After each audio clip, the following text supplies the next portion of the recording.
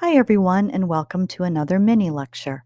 Here we will take up the topic of diversity and think about this idea in a different way than the lecture on categories. Here we consider more deeply what is meant by diversity in the context of our public education system. So, what do we mean by diversity in education? Are we not speaking about categories such as race, gender, and SES? Not exactly. But simply saying the color of our skin, the gender identity we espouse, or the SES category in which we live is diversity seems a bit static. Maybe we need to think about how diversity works. Let's look at an example of diversity. Do you remember this graph from a previous lecture? It depicts the racial and ethnic distribution of public school students from 2003 through 2013.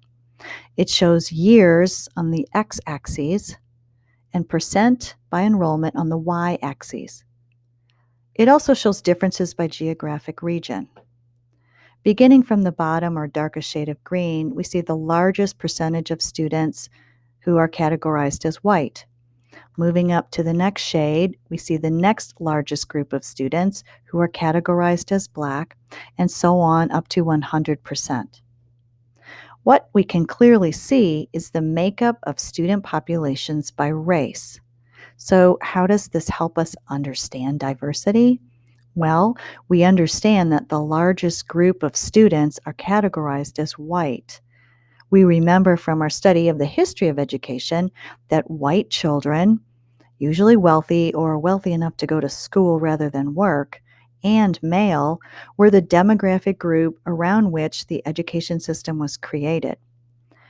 Slowly, then, with varying degrees of success, schools began serving different race, SES, and gender populations. Nevertheless, the origins of American public schooling were created around the needs and interests of white, wealthy, masculine students. Many scholars argue this thinking still prevails today, despite the idea that education is the great equalizer. What do you think? In a previous lecture, we looked at the different ways schooling segregates and further emphasizes our disparities in terms of categorizing students and using data to create and then analyze gaps. We saw examples of how education outcomes vary by race, gender, and SES groups.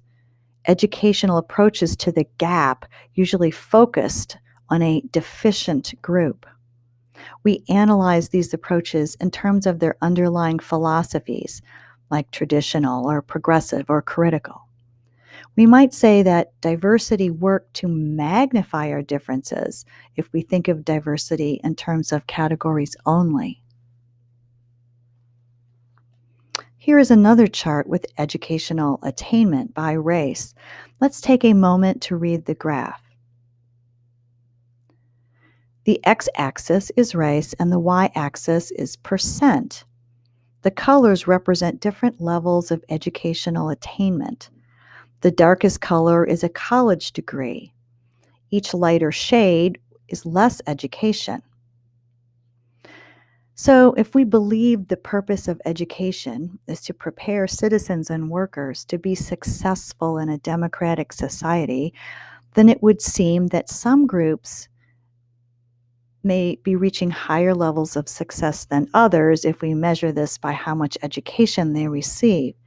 We might ask why so many more people categorized as Hispanic have less than a high school education than those categorized as Asian. How does diversity work here? Again, it seems to be divisive. Here's another graph. The Education Week Research Center developed the Chance for Success Index to better understand the role that education plays in promoting positive outcomes across an individual's lifetime. Based on an original state-by-state analysis, this index combines information from 13 indicators that span a person's life from cradle to career. Those indicators are on the y-axis. Those indicators fall into three subsections: early foundations, school years, and adult outcomes. In the area of adult outcomes, based on post secondary educational attainment and workforce indicators, Virginia's grade is a B. We're not doing so bad. We rank fifth in the nation, which has an average of a C+. So if we look at this chart, we can see at the very top our overall chance for success in Virginia, whatever that means, is 86.1%. And all the different indicators that go across the lifespan, you can see how many of them are education related.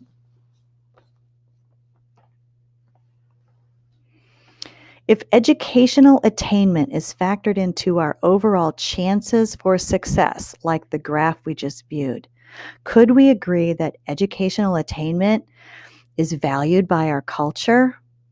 But still, what does this have to do with diversity? Is diversity connected to cultural values? Do you remember this painting by Thomas Granger from our review of the history of American education? Let's look at this picture again. What do we know about the culture of school in this period? This was likely New England because we know the artist was from Maine. We also see girls, not only boys, which was special to the more progressive ideas about education in the New England colonies.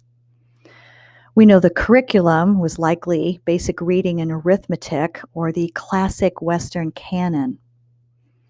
What could we conclude about the culture of this region by looking at this picture depicting education in that period? What lies beneath the surface of categories such as race, SES, and gender? According to textbook authors Kaplan and Owings, culture is the system of values, beliefs, and ways of knowing that guides groups of people or communities. Culture intersects with social categories such as race, ethnicity, SES, gender, ability status, and many more. In terms of education, culture is reflected in who attends schooling and who does not, like that picture we just viewed. It's reflected in the curriculum, in the teachers, in funding for schooling. So we might ask, who decides these things? We are a pluralistic democratic society composed of many groups whose values and beliefs and traditions are different. But one culture is dominant.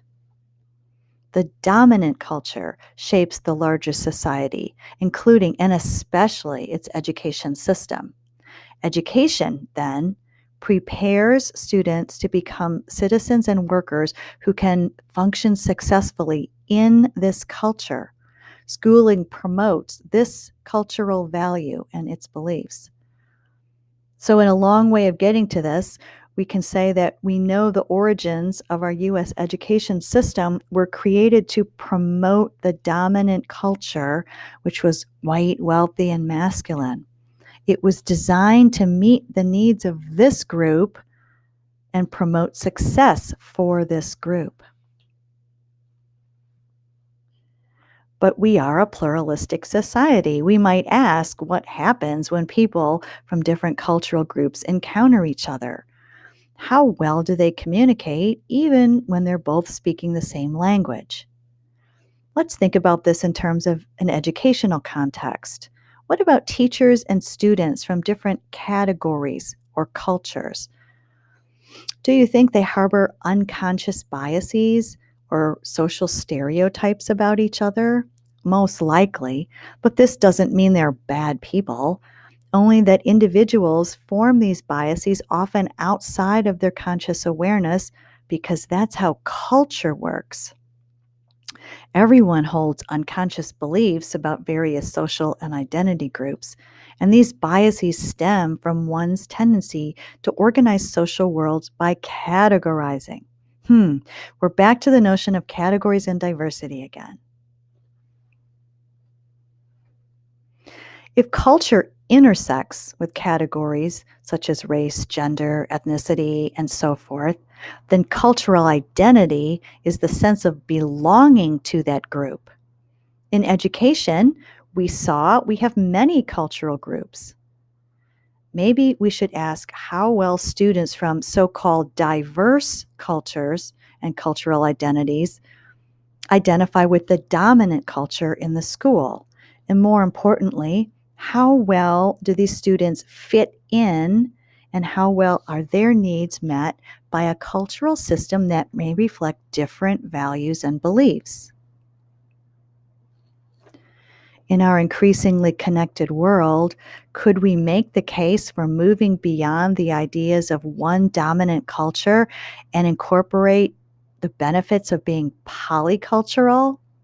How might a system of multiple values and beliefs have a positive impact on a community? You can probably detect my progressive philosophy of education here. Let me conclude by coming back to our question. What do we mean by diversity in the context of education? How does it work? Is it about categories or identity? Is it about power? I'm going to stop and leave you with this question. Now, go back to the weekly folder and view the video on Diversity Matters in Education that will take our thinking in a different direction about the notion of diversity.